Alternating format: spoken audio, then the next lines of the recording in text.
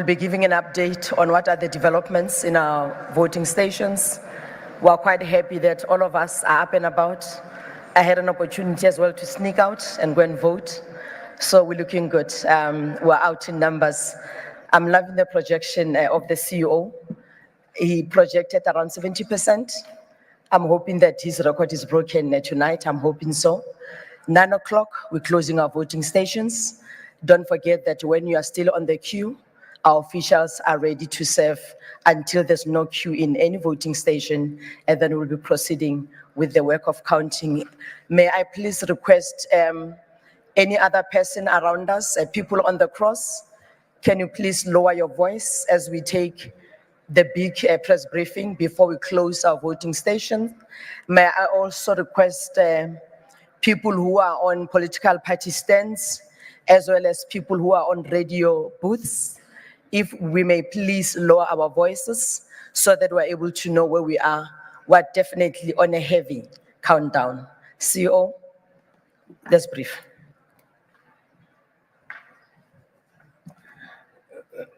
Good afternoon. Oh, good evening.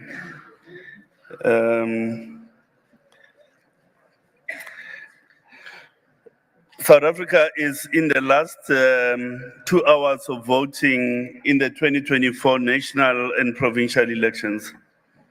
And although we are nearing the end of the voting period, many South African voters are still casting their ballots in certain parts of the country. We are experiencing a late surge and are processing a large number of voters in certain areas, in particular, the metropolitan areas in Gauteng, the Western Cape, KwaZulu-Natal, and the Eastern Cape. In today's earlier briefing, the Commission indicated that it would implement measures to increase the processing of voters in busy areas. We are pleased that our efforts are beginning to yield results, with the length of the queues beginning to reduce. The Commission is also pleased to report that most glitches reported earlier in the day have now been overcome, allowing electoral officials to service voters timeously. Part of the measures that we implemented to deal with the long queues in the metropolitan areas was to call on the counting officers who were due to join later, but we called them earlier to assist with dealing with the queues. The Commission wishes to reiterate that all voters who arrive at the station before 9 will be allowed to vote, even if it takes beyond the closing time to complete the process. So no voter who's at the station will be denied their right to vote. The staff of the Commission will remain at voting stations to ensure that every voter is given their ballot. This provision ensures that every citizen who has made an effort to be at the station is allowed to vote. We urge those who have not voted to use the remaining 2 hours to go and make their mark. Members of the South African Police Service will remain deployed at voting stations as well as through normal patrols to ensure the safety of the voters. The Commission is pleased with the high turnout at many voting stations across the country and wishes to thank voters who have exercised patience in the queues while waiting for an opportunity to vote.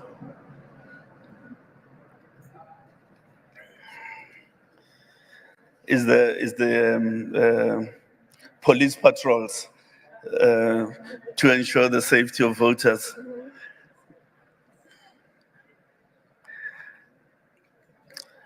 Voting has been completed at all correctional facilities across the country. We remain grateful to the Department of Correctional Services for its ongoing assistance in ensuring that inmates exercise their democratic rights. Once the counting processes have been concluded, the Commission will start a process to remove all voting materials, which is ballot boxes,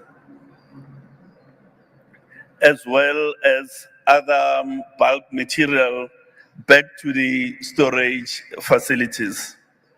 Of course, the process will be handled with utmost care. However, should members of the public spot electoral material that has been used, they are urged not to charge, but to report the matter to the Commission and or the police. The Department of Home Affairs will remain open until 2100 to assist voters who still want to collect their identity documents. As I indicated, in order to improve the quality of the counting and the completion of the result slips, the Commission has instituted a new category of electoral staff who will support the presiding officer with the counting effort. The recruitment criteria for this staff was slightly different from the rest of the staff, as high levels of numeracy were mandatory.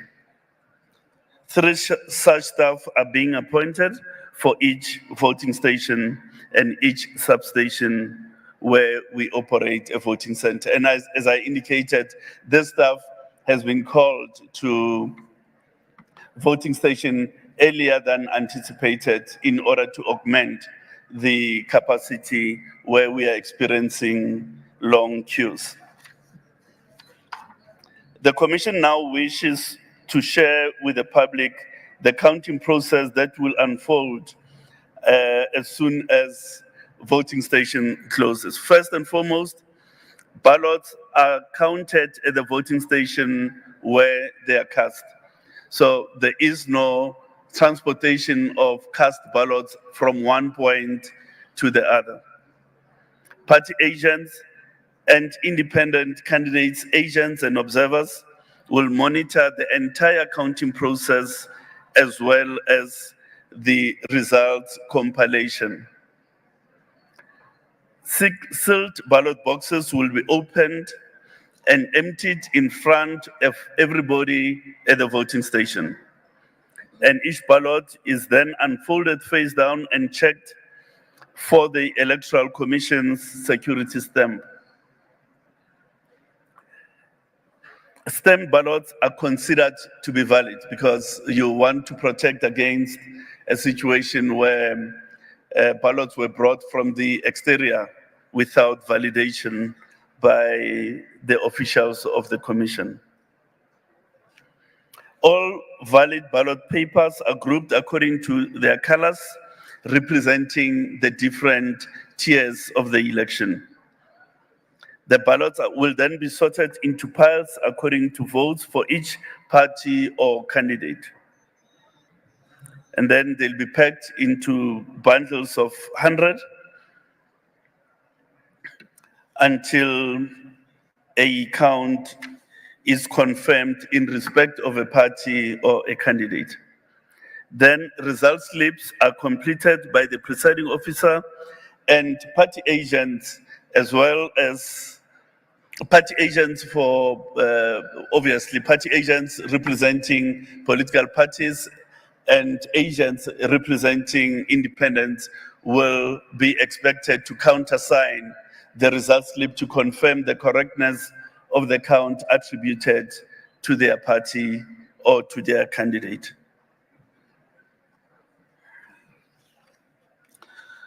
The other electoral stakeholders, such as observers, are also allowed to observe the counting process.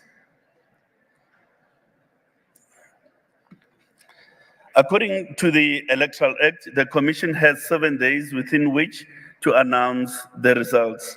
In the past, we've been able to declare and announce the results well within this period. And even on this occasion, we'll endeavor to achieve the same. We wish to thank the key role players in this election, political parties, independent representatives in the political liaison committee, as well as the ESCOM for keeping the lights on.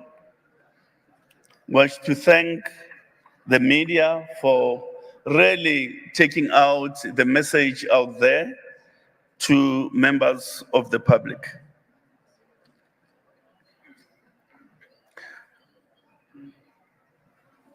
So we continuously engage in the unfolding electoral process and to deal with issues that may still arise from the operations at the 23,000 voting station.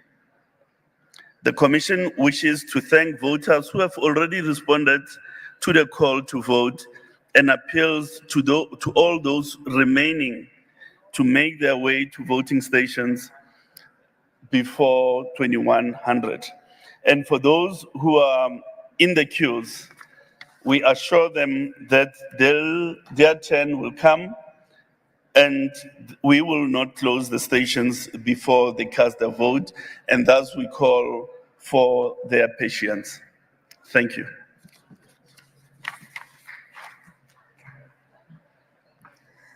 Thank you very much, Mr. Simon Mabolo, Chief Electoral Officer of the Electoral Commission. I'm going to open the floor for questions. I've got also the online platform monitored by Piladi. We'll also take questions from there.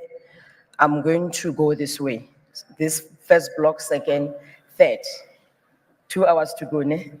So we're not camping here. I'm going to start with you, Busi, this side, and then we go that way. Yes, good evening. Thank you, Busi Chimambe from the SABC.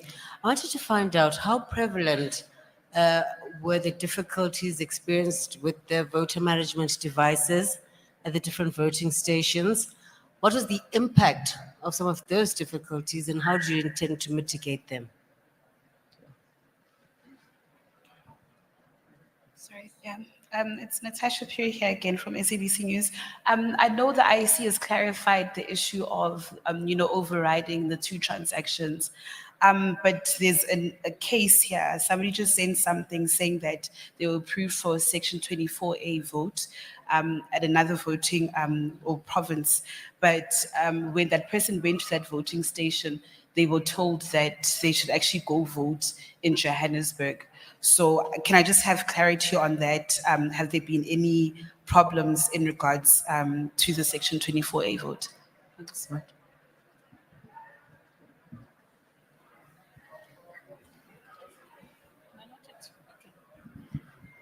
Thank you very much. I also just want to ask if the IEC is aware of cases related to Section 24A farm workers who have not been able to vote because of lack of possibilities to move in between voting stations for reasons that I already stated. We heard about cases in Zanin, and grandmothers also in some places that could not migrate to a voting station because of Section 24 misunderstandings and some of the officials not even knowing about Section 24. So there's a lot of issues around Section 24. Just to ask the IEC once more if there's any remedy that is possible for precarious voters of that nature. Please introduce yourself and the media house. It makes it easier for the panel. Thank you. We come to this block, please. Those who've got microphones, please follow me. Got the microphone, I'm avoiding a situation whereby we're all raising hands. Others are going to struggle. I already have the microphone, yes. Where are you? Right in front of you. Okay. All right, let's proceed. Sibusisonga Loa from EWN. CEO, I'm sure by now you've done some kind of a preliminary investigation as to why the digital machines or the scanners failed in the manner in which they did. Are you able to tell us what your understanding is that would have caused this? And secondly, we've seen a lot of snaking queues. And that suggests to some people that it could be as a result of a higher voter turnout. But then the cynical view is that it's because of the delays and the technical glitches you have experienced. I know you can't give a definite answer, but are you able to give us an indication in terms of what you are anticipating, given the fact that we're now 2 hours away from closing the stations, in terms of voter turnout, what you anticipate? Thanks. Okay. May I please request that no, don't move that mic, please. Thank you. I want us to start from the front, go that way, so that we just do it rapidly. Okay, proceed. Thank you, Kate. Rebecca Davis, Daily Maverick. Some voters reported their ballots were placed in 3 separate boxes, and others that all ballots went into 1 box. Does this matter? Secondly, there were reports of some voters' rolls not being in alphabetical order, which seems to have significantly delayed things. Are they supposed to be in alphabetical order? And lastly, at a voting station in Kraaifontein, voters have just been told by the IEC officials that it's not enough to be in the queue at 9 p.m. They have to be on the voting property in order to be eligible to vote from 9 p.m. Can you just clarify that? Thank you. I'm Itumele Mafisa from The Citizen. Firstly, I would like to find out where do we expect, which provinces do we expect to be first in terms of results coming in? When will that be? What time?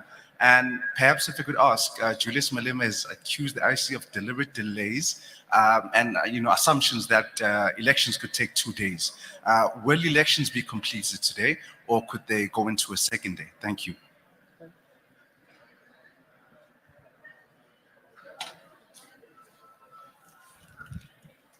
No, thank you. Limtuno from Umkhonto Wesizwe Party. No, earlier on, Excuse me, please. May I only request journalists, this is a media briefing. All the political parties have got a formal meeting with the Chief Electoral Officer, which is part of the program. May I please request anyone who is not a journalist, please do not ask questions, because this is the fora only for journalists.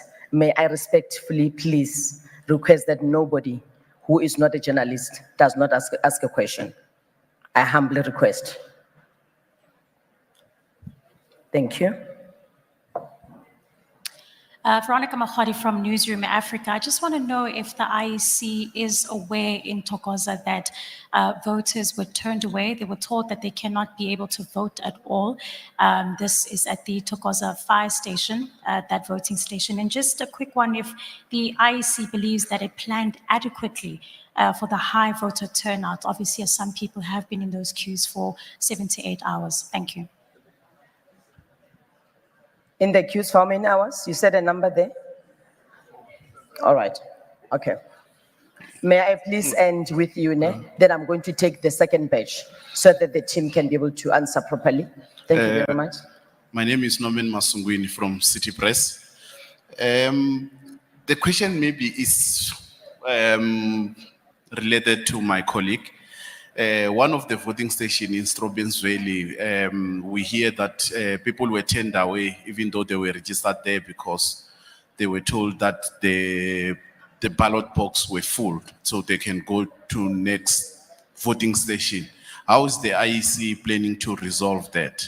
And maybe second question is relating to the Home Affairs closing hours at 9 while the voting station is also closing at 9.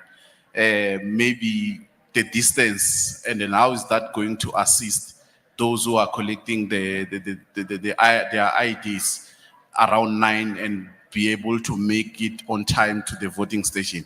Thank you so much. Thank you very much. May I pause it on that note? Please pause it for me. Let me get the CEO to answer the first batch of questions.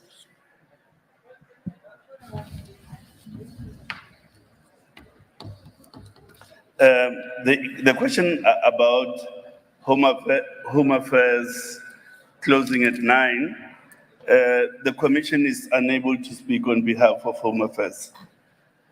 The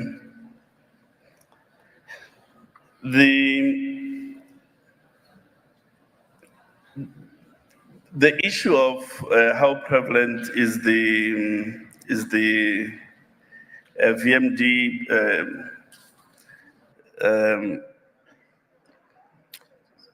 difficulties. It's uneven from municipality to municipality. There's no consistent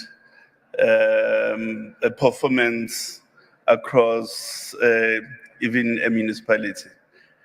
I think let's not forget that you know, when you use the internet, there are many variables at play that affects the performance of your connectivity. It could be factors related to, factors related to the infrastructure. It could be factors related to the software. It could also be factors related to bandwidth and traffic. So there's a whole range of possibilities that may affect the performance of technology such as the VMD. What is the mitigation? Look, the VMD is an important part of the voting process, but it is not it's not a legal requirement. So the legal requirement at the voting station remains the voter's roll, and all voting stations were provided with a voter's roll. So as soon as we experienced those difficulties, we advised presiding officers to revert to the use of the voters' roll, which is a legal requirement competent for voting. Section 24A must also be understood in the context of the following background. When we had the two registration weekends, one in November and the other in February, indications in that campaign were clear that you vote where you are registered. And the message was, go check your registration details because you will be expected to vote where you are registered. Now, the commission at this stage is unable to gainsay lawful provisions. The commission just does not have the capacity to gainsay a legally instituted provision for people to vote in the voting districts in which they are registered.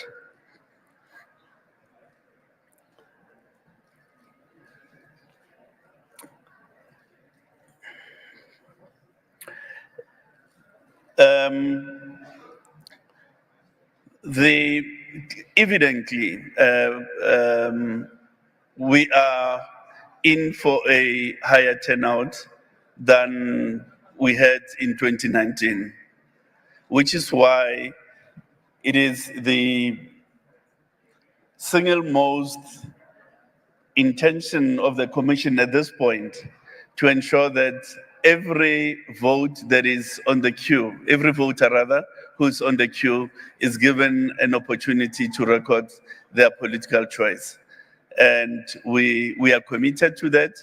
We've made adjustments to the process. We've placed additional resources to ensure that everyone does get an opportunity to cast their vote until whenever it takes. The three separate boxes, the inconsistency, yes, we've seen that. It has no bearing. All those ballots are competent and will be counted.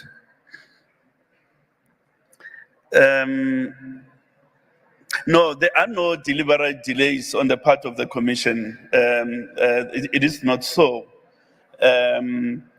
We want to assist everybody who's in the queue, and take their ballot. We have no plan for a second day of voting. We've never entertained such a plan. So voting will happen until it concludes and until everybody who's on the queue is given an opportunity to vote.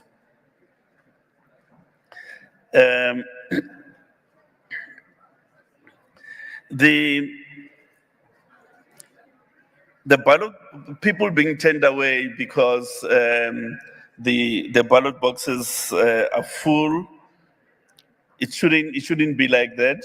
It's something we can follow up.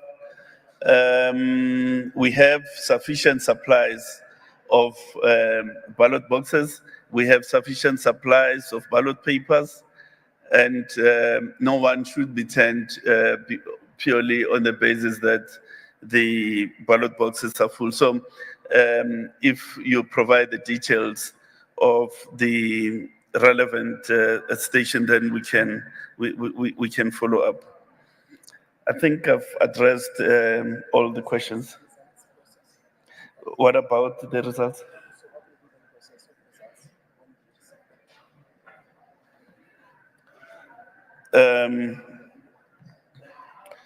Well, we did indicate in the statement that counting will happen at the station where the ballots were cast. It will happen in front of observers and party agents, and a result slip will be generated and countersigned by party agents as well as observers that may be there. From then on, it will be taken to the local office of the IEC in a temper evident bag. And at the local office of the IEC, where the local party structures will be present, it will first be scanned into the results system to create an image of that result. After creating an image, which will then be available for political parties that are here on those screens once that image is created, because it will be linked via a barcode to a particular voting station. After that, then it will be captured. It's a double-blind capture system. And after capturing, then it will be audited. There is a consortium of audit firms led by Grant Thornton, who are going to be auditing the results. Each auditor has a unique audit code, which they'll input into the system to confirm the correctness of the captured result.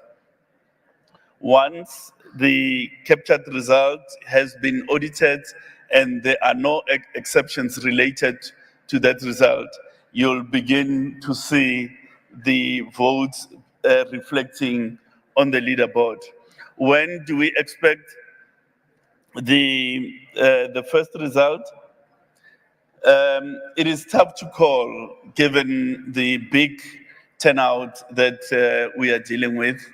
In elections past, we will get the first result around 1 a.m.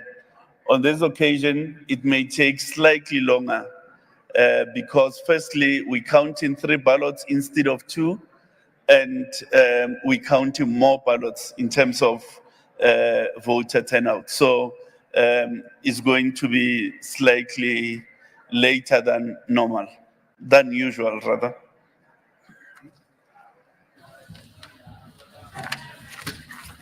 If a question has been asked, please do not repeat it so that we progress. I'm going to start from the middle and then we go to the back. From the middle, then we go to the back. Can I start asking? All right. Thank you. Sidi Madia from Eyewitness News. Just 2 questions really. Brasai, you made a remark about the 7-day window that you have to declare the elections. Are you attempting to conscientize us to something? That's the first question. Secondly, you speak about in your statement about some of the issues and how speedily you've dealt with them. An hour before you had this media briefing, you met with the political parties. They came out quite dissatisfied still about the responses the IEC has been putting to the challenges, saying that they are worried that the measures are simply not sufficient enough to deal with the crowds? Because while you are saying every last person in the queue should be given a chance to vote, there's still a question some were raising about how long it takes to replenish ballots in some instances. It's already late in the night. People are worried about security. So I just wanted you to speak to that, where the parties that, the parties that met with you are not happy still. Thank you. Sorry. Excuse me, can we please, may I request, I said, let's start in the middle, because if you grab the microphone, it becomes a problem. We won't finish. May we start here and then go that way? Thank you very much. Yeah, proceed. Salino Makwidi from Salam Media. Just two quick questions. We saw a lot of videos on social media that might want to, put into question the legitimacy of the elections. Just how prepared was the IEC when it comes to, mitigating, fake videos that are going viral on social media? And then secondly, considering all of the delays that have been, put forward by, all of the parties present, under which circumstances would the IEC consider extending the day of the elections?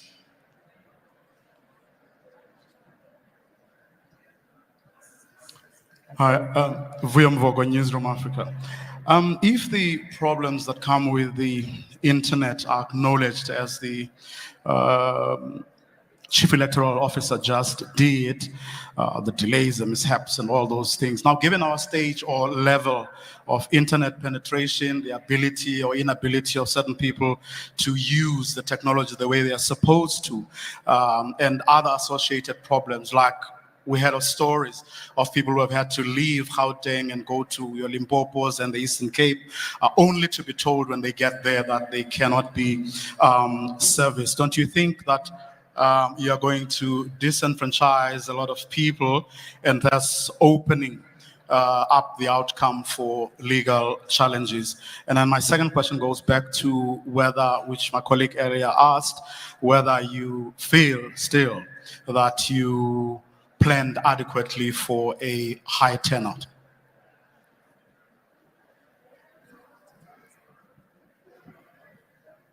Veronica Makhwadi again from Newsroom Africa. I just want to go back to the Thokoza fire station. We're getting reports now that voters have forced their way through the doors. Are you aware of that?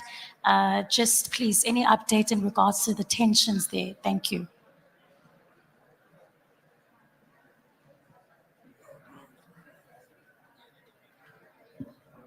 Yes, hello, Celine Clary from AFP. You talk about a higher turnout than 2019. Do we have an estimate number of the turnout up to now?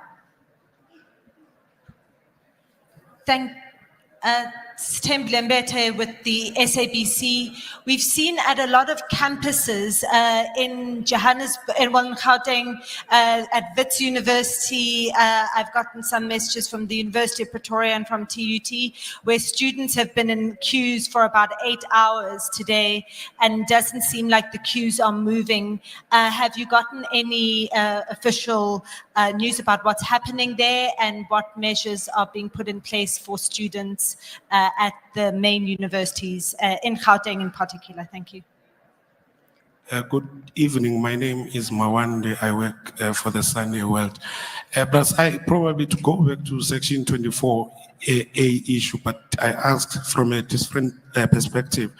We've been getting a lot of complaints about civil servants, for instance, like police officers, soldiers, who would have been deployed to different provinces that we have never foreseen that they wouldn't be at their places where they vote at the time of the elections, because these deployments happen as the last minute things. Can you talk to that as it relates to free and fair elections, as well as the right to vote of those particular civil servants? And number two, the DCUO earlier on spoke about the result slip, that a copy as well is left either at the wall or at the door of the voting station. My question to that is, how long does it stay there for the public? That's what he said, for the public. If they want to satisfy themselves, they can go and observe. For instance, if I want to go where I vote at North Cliff Primary, and I'm here, let's say I'm leaving here at 1 o'clock and I find it still there at the door or at the wall of my voting station. Lastly, as an interesting point, the pattern of the packing order of the ballot papers, what is the formula or methodology that was used? I ask this on the basis of the national, I particularly pick up national, Mpumalanga and KwaZulu-Natal, where the MK party and the ANC are on the same line. And I ask it because of the politics that are on the ground as it relates to the competition between those two political parties. Thank you very much. Thank you very much. May I please pause? I'm going to take the last question, a question from you. When I come back, Pelad, you've got questions from the platform? Please proceed. Thank you. Kokeli Bandla from SABC Radio. I would like to check how would the IEC respond to registered voters that hold a view that their right to vote was compromised by Section 24A. And secondly, I have a direct message from a registered voter who tells me that they are very disappointed by the IEC because they applied online for a special vote. He received an SMS and was approved, but when he went to his VD, his name did not reflect from the voters roll. This is from Kariga Nelson Mandela Bay. The VD is in Tlemeza School at Anta Street, and the registered voter was not able to vote because his name did not reflect on the voters roll. Thank you so much. Thank you so much. Let me pause on that note. We have covered all the hands here. CO, when we come back, we take online questions, then we'll be closing. Thank you.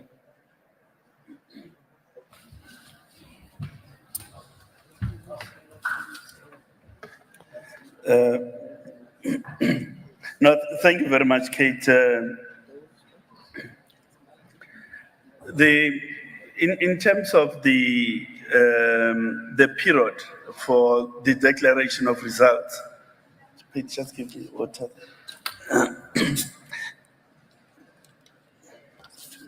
It's fine.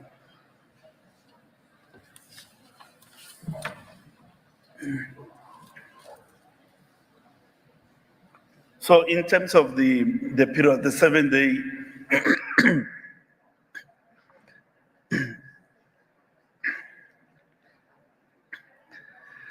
when I was growing up, if you have this type of thing, they say you probably are not telling the truth.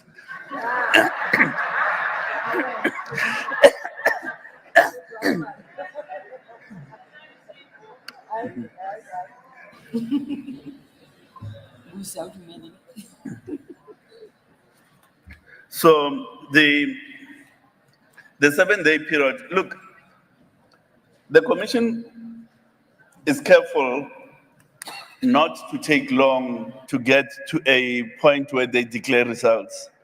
It is not the intention of the commission to take the whole 7 days and have the country in suspense for that period. At a reasonable opportunity, the commission will announce the outcome of the elections, balancing two imperatives. The one imperative is accuracy, because we've got to be accurate in the recording of the election result on the one hand. The second imperative is speed, because for as long as you don't announce the results, the country is in a politically tenuous situation. The markets react to that and so on. So it is not the intention of the commission, therefore, to have a prolonged period without declaring the results. So that's what we really wish to indicate on that question.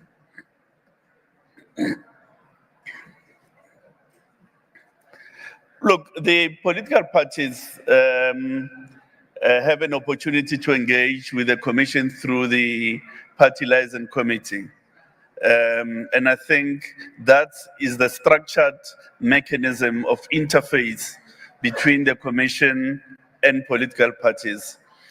really they should not be lobbying the media to engage the commission. There's a structured mechanism for parties to be engaging, and I think we should keep it that way.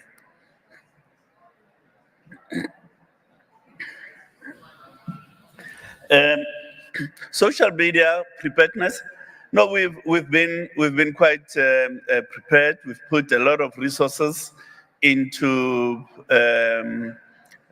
managing the social media space, starting with the partnership that we had with the social media platforms themselves and our own internal capacity to monitor social media and then to respond.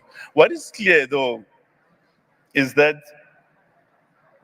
the quantum of posts outpaced our reaction time. You know,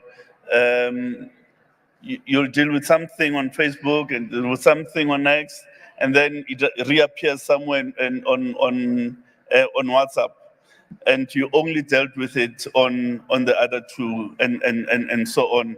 And one post, especially if it's of a negative nature, will be reposted several times and so on, despite explanations that are given. So we remain challenged by that phenomenon. What will it take to consider extending voting days? It's a very complicated consideration, because if you extend, what do you do with the ballots that are cast? And there are millions of them at this point. Where do you take them whilst you wait for the extended day? So you might be unwittingly be introducing dynamics that you are unable to handle. You might be introducing risk in an unintended fashion. Hence, the preference of the Commission is give everybody an opportunity to cast their ballots until voting is completed, whenever that is.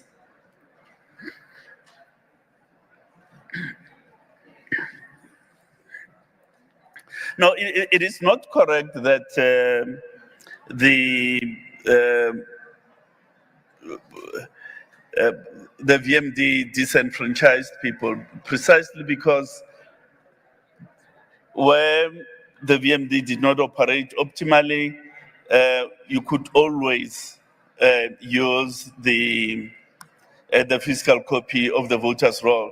It is not as if, for want of good efficiency of the VMD, persons could not vote. People could vote, and people voted using the physical copy of the voter's roll, which is a legislated requirement at the voting station. The estimate of high turnout,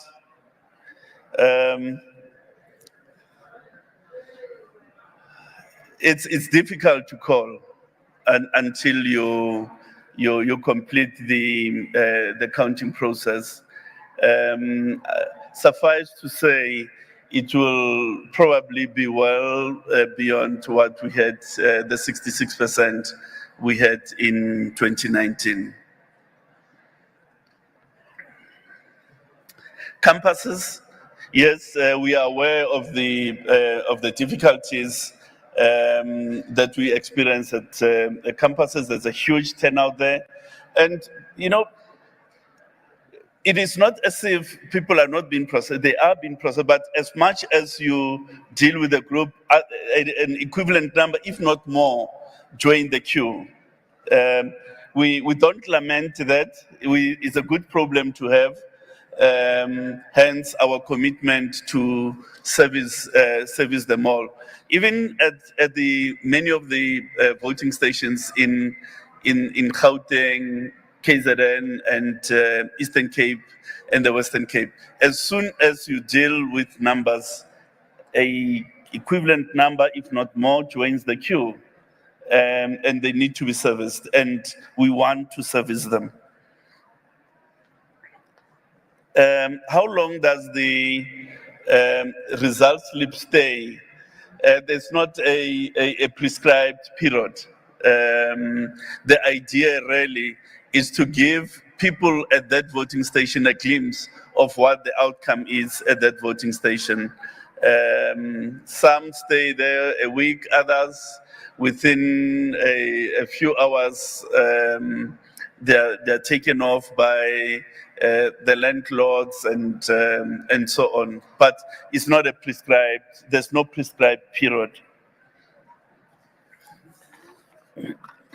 The sequencing of the screen follows the sequence on the ballot paper. So what you have on the left-hand side of that middle leaderboard is precisely the sequence of the ballot, and what you have on the right is precisely what you have on the ballot paper. I suppose it's a matter of curiosity, but it's not designed. It's purely on the basis of the sequence of the ballot paper.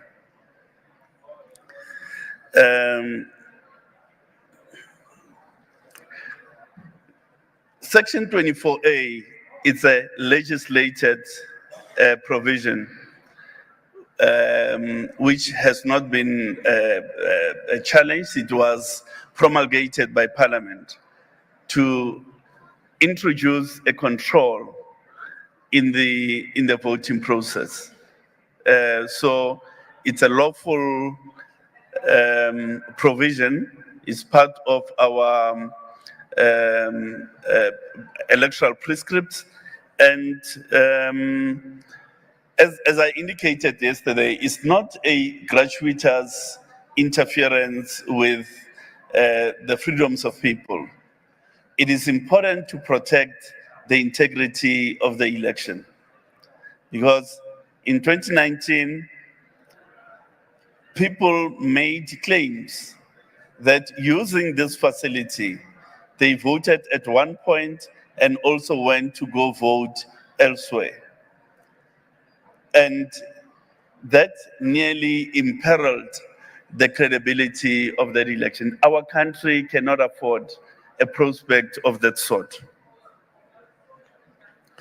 Now, the issue that my sister raises about Thokoza fire station, at the point when we came here, that matter had not come to our attention. It may have arisen since the media briefing started, but our colleagues over the cross there, they look at issues like that and resolve. I've dealt with all the questions. Thank you. As we wrap up, I'm going to the extreme right. Piladi, can we start with you with online questions, and then we move like that? Thank you very much. Thank you. I've got a couple of questions from our online colleagues. The first one is Nobuhle Similani from BBC. Voters at Waterfall Johannesburg voting stations have said they have been waiting for 7 hours to vote. Do we know what is behind the long waiting times in that area? And then question number 2 is Bongam Tembu from Luxion FM. We are still at the ground at our area of broadcast, Katlehong, Palm Reach, and local areas, but we have seen police picking up while the masses are still coming in numbers. This is Ward 101 in Ekurhuleni, and also I haven't seen medical personnel around voting stations. Question number 3, Ndivuo Mulawuzi from Future Stars Media. We've just left the Soshanguve polling station in Juku Lane namely Kondelelani Secondary School, there is a power outage. The whole voting station is in dark, forcing voters to use their phone flashlights to cast their ballots. With questionable security of those votes along voters, the queue is still long. Our observation noted only one police officer present. Despite Juku Lane's high crime rates, raising concerns about the inadequate security measures. Additionally, ANC members were seen at the gate in party regalia, singing party chants, which is against election protocol. Given these issues, how can the IEC ensure the security of the ballot boxes and the overall integrity of the elections? Then our last question is Disetso Manuko from Food from Mzansi. Peladi, just take your mic a little bit up. Okay. Yes, please. The last one is from Disetso Manuko from Food from Mzansi. My question relates to other stations getting 3 ballots and having to deposit in 3 boxes while others had an envelope. What is the criteria of different patterns of voting? Thank you. Thank you very much. May I please, I need help. Can I please, Grenville, there's a lot of competition at the back. So can please, people at the cross, we need to finish this business. Can they please take it down? I'll appreciate. Where? Yeah, there's a bit of groupie there. Okay, let me take the last 3 questions that I've pointed out. Yes, starting with, no. Start with the gentleman here. Thank you very much. Thank you, Sis Kate. Kaya Koko from Mail and Guardian. I just want clarity regarding the number of ballot boxes per VD. Is it supposed to be 3 or other VDs can have 1? I ask this because there's a voting station in Alex where all the ballot papers are being put in 1 box, not in 3 separate as in other VDs. So is that allowed? If so, why? And then the second and last question would be, with the snaking lines right now, what would the IEC put the, anecdotally speaking, high turnout so far in election? Is it down to the political parties or a mobilization by the commission itself? Thank you.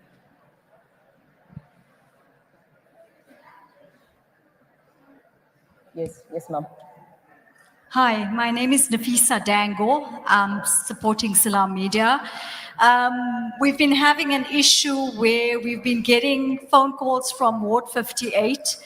We have been at the polling stations there. There's a serious issue. People have been waiting for over hours. There's not enough resources to be able to deal with the voters. And the concern that was coming from the councillor was that many voters are going away and we tend to be losing out on votes. So how are we going to solve this problem? Are we going to add additional resources in order to assist to be able to get that line going? Okay, I'm taking the last 2, then I'll be done. Thank you very much. We have to close. Our officials need assistance on the ground. Last 2, please. That and that one, yeah. Good evening. Francis Luagamachate, Progressive Independent News Agency.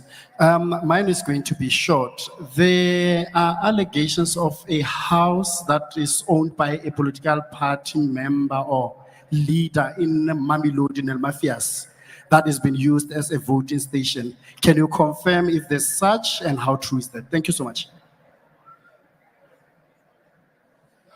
Last one, thank you. Thank you, everyone. Mtila from ENCA. Mine was that very question, just on the awareness of the IEC on that, and is that protocol that a government official's house can be used as a voting station? Also, just on one of the voting stations where it closed at 2 o'clock and community members were told that voting there is done, everyone has voted, and the IEC packed up. Is that... Can you confirm the area, please? It was raised by one of the political parties we were speaking to. I'll confirm in a moment. Okay, we need details. Thank you very much, CO. Let's wrap up. We can't be here in perpetuity.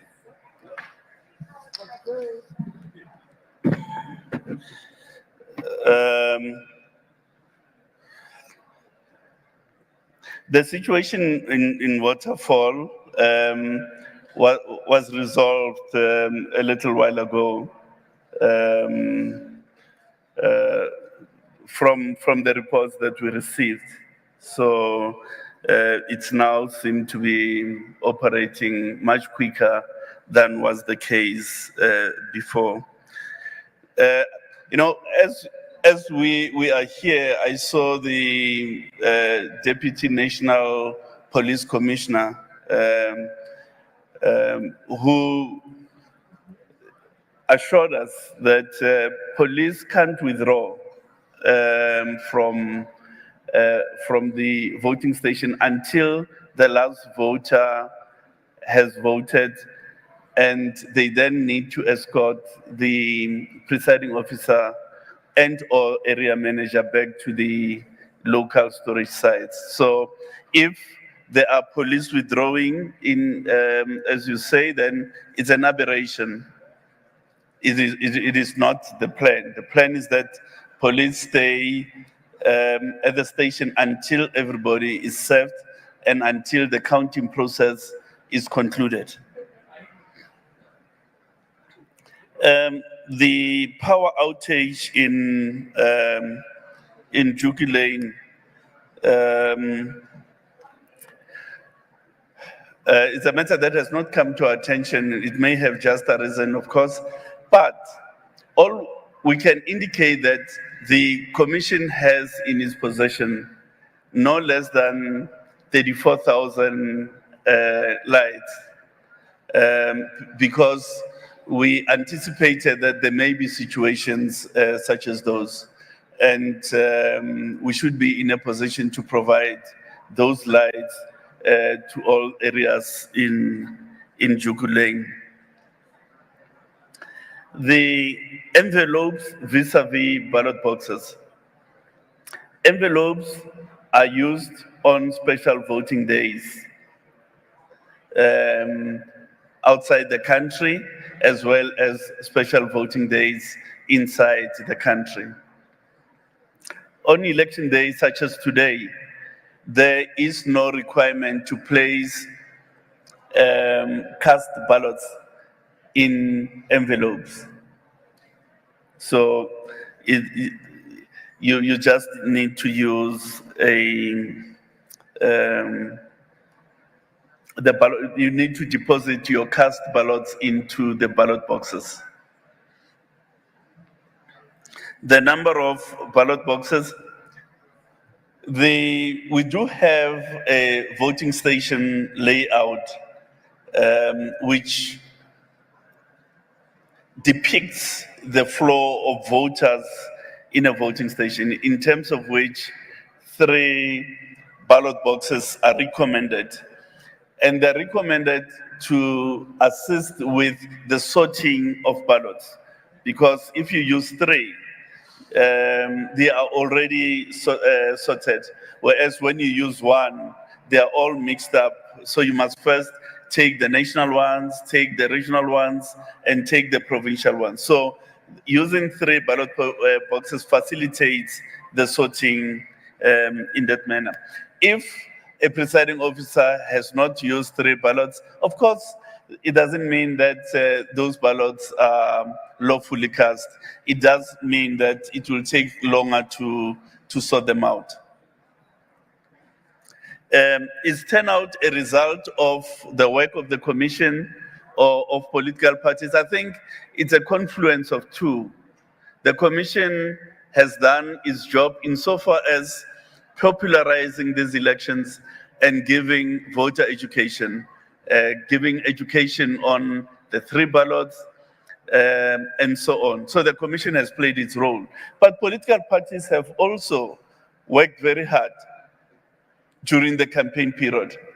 They worked very hard to mobilize their supporters, to mobilize all South Africans, as it were, for participation, which is why we have this great turnout.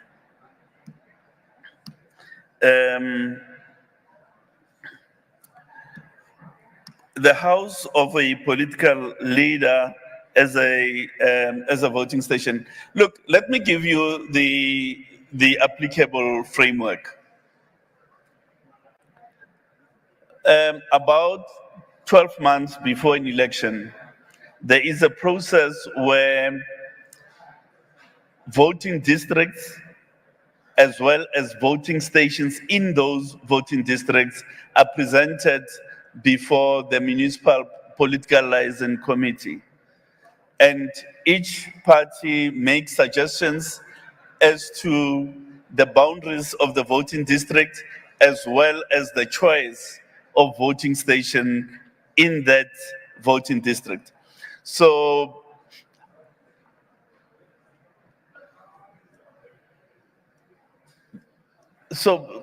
in that context, political parties should have raised an objection to this scenario. Because firstly, you need a centrally based station so that every body from all corners of the boundaries of that voting station has almost an equidistant, is almost equidistant in terms of their travel to the voting station. That's one. It has to be a facility that is free of political connotations, such as a house belonging to a leader of a political party. So one can look at that, but that is the framework that applies. Yes, sir.